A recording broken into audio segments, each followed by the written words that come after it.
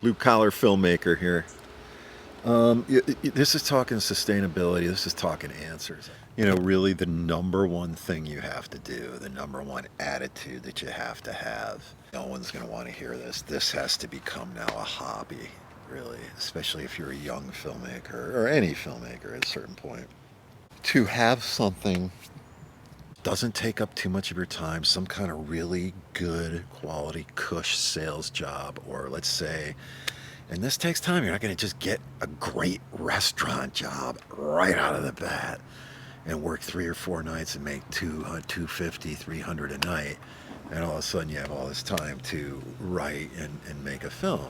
But you have to think like that. You have to have a way to support yourself, right? For some guys, this turned out to be teaching. They made some films, they developed some sort of audience or notoriety or whatever, were able to teach at least in their local community and have a nice living. The problem for them, in many cases, I saw this happen, particularly up in Minneapolis, St. Paul, connected with several filmmakers who had films, in some cases went into major international festivals. I was signing some of my films with Fandor and Jonathan Marlowe, who's the head of their acquisitions, and relationship with him, and I was trying to track some other these guys down, and they were just lazy. You couldn't find these films anywhere. They were that because they were just had no incentive now, right? They didn't have the fire in their belly, so they just let these films languish. And it's not just about money, that's also building an audience. I'm not one of these guys. I hate that idea that, I just want people to see it. Oh, you just want to throw it up and have a bunch of people see it for free. That's not sustainable either. I just want people to see it for the hell of it. No. And that's not even building your audience. You're not giving your thing any value. Coming to LA, we'll talk about that real quick. I think it's a bad idea, Unless you're a trust fund kid, there's almost no reason to come here, right? It's that difficult. You really have to think in terms of the sustainability. Get a job that supports you as early on. Know what kind of film you're going to make. Start planning your ideas. Get involved. Volunteer. Help others. They say do 10 favors before you ask for one. Get involved, especially when you're young. Learn. Watch. Watch as many different films as you can. Really study. Spend time. Really educate yourself. Delve into it. Volunteer, get involved, meet critics, meet all these different kinds of people. Then plan your strategy. What kind of film are you going to do? Can you tap into a niche? Great, explore that. LA is great for actors. If you can get them to just do a couple days or something, in a small kind of thing, if you get enough different acting, there's ways to do it, right? But in your own community, that can be done as well. Spend time really maybe getting involved with some theater people, build your bridges, build your community. I was never really a big fan of this thing where people, would start out in the mailroom and work for a big agent and make all these connections, which was great. The problem is you're working like 60, there's no time to create. These guys ended up having, and women had to, unless you're a trust fund kid, right, then you can do it. You're just doing it totally for the connections. But eventually you have to get out and create, because there's no time to create. There's no time to write.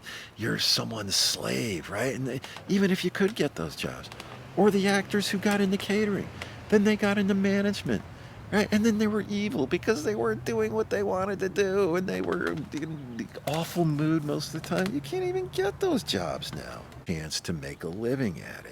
That's make a living, meaning you have a way to support yourself. But again, you have to watch out for being too complacent. You don't want to be in a point where, I don't care about the money, I make money here, so I don't care about the films. You still have to approach that sustainability approach. Why? Because that's what's helping you build your audience, and now you're getting more people involved, you're getting more people interested in your work, and now people are looking at, hey, what's he going to do next, what's she going to do next, what are they going to do next. Typical Los Angeles path is antithetical. It doesn't really make sense anymore to come to LA unless you're a trust fund kid and your parents can finance you for a year or two, and all you do is go out and make connections all day long, get involved in all the organizations, go to the screenings, meet people. Then at some point you have to hone your skills. You have to be, if you're going to be a writer, you have to develop those writing skills. A filmmaker, again, making stuff in LA, I guess if you're a trust fund kid, you can pay people, but I mean, you really have to do your homework. You still have to do your homework before you come out here. It just doesn't make sense anymore. It really doesn't. It makes much more sense to be in a nice, top 50 market that maybe has some media things, a really good art house theater, or, a microcinema, just a community of film and things like that. Film festivals now, or microcinemas, or physical screenings, will now become almost a necessary part of make your film sustainable. It's going to be really important. You have to kind of eschew or get rid of this old idea that has been around forever, that I make a film, I get the film in as big as film festival I can, screen the film, get into more festivals, have the screenings, build up my press kit, reviews and articles and all that, then approach distributors and all that. And, by that time, years can go by, years. The problem is you've lost the buzz. The buzz is the physical screening. The buzz is when people are talking about it.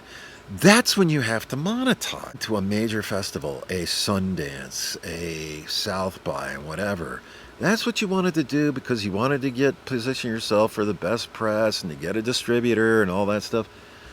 And there was a time when there was still, pre-strike, Prime paid more for some of those festival films. You'd get maybe a better streaming deal and all that.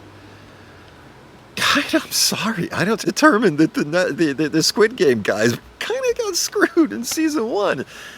You think you're going to get this great deal? I mean, yes, getting into that festival, those festivals are really important for the press part of it, but you really have to take the bull by the horns and almost monetize yourself. Getting these sales agents, typical distributors, I mean, you're not getting great deals from those guys. You're much better off going with the aggregator, going through, depending on, if you have these amazing names and all that, it's case by case. I'm talking about the blue collar, everyday filmmaker. You are much better seeing kind of the one-man band in terms of distribution. Getting into a regional festival, setting up your, depending on your film. This is why it's so important to determine what kind of film you want to make. Right off the bat, you have to decide if you have something, the riches are in the niches, as they used to say. I have connections in the Armenian community. That's great. You have something that's vegan. In my case, the Real Casino just happened to have a connection to these mob guys. That's niche. You had Scorsese, you had Mafia, you had, Vegas, you had all these kind of things, with the Star Club documentary. We had EDM, we had Ecstasy, we had Philippe Stark as a designer. You had all these niches to tap into. If you don't have the niche thing, if you have kind of, I'm just using that as an example, but a character-driven, Cassavetes-ish, early Scorsese, very character-driven. Your passion is in doing something very much like a Cassavetes film. Broad, character-driven, actor-driven, performance-driven. Doesn't lend itself to the whole kind of niche physical media thing. At that point, you have to be thinking, you need festivals. You need screenings. You need critics. Right out of the gate, if you're young or what, I don't care what age you are.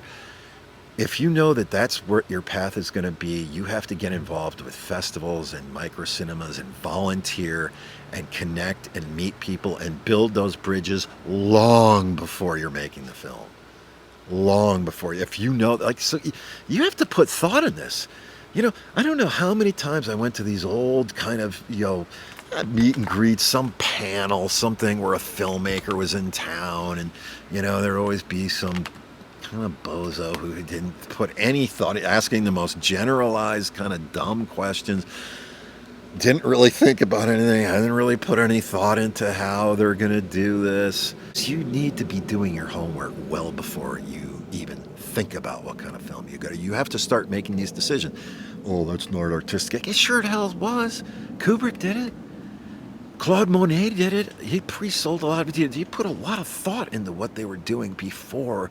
Picasso, a lot of the great artists, right, really thought about these things before they even started on what they were going to do. You have to think like that. You have to build those bridges. Then that's just part of it.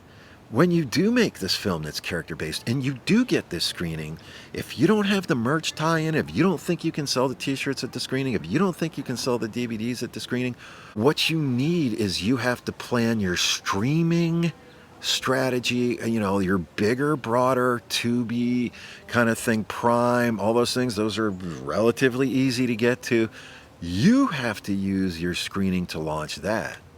You have to create the buzz, and you have to launch that film right upon the time when you have to shrink that time between the buzz and the actual monetization or the release. They have to be together, right? When you're getting when you're getting the reviews, when you're getting the notices in your local community, maybe you're involved in something in Cleveland, maybe you're part of USA Dallas, maybe some whatever, St. Louis, typically, or I don't even know if that's there, whatever the local venue that you're getting some press and buzz.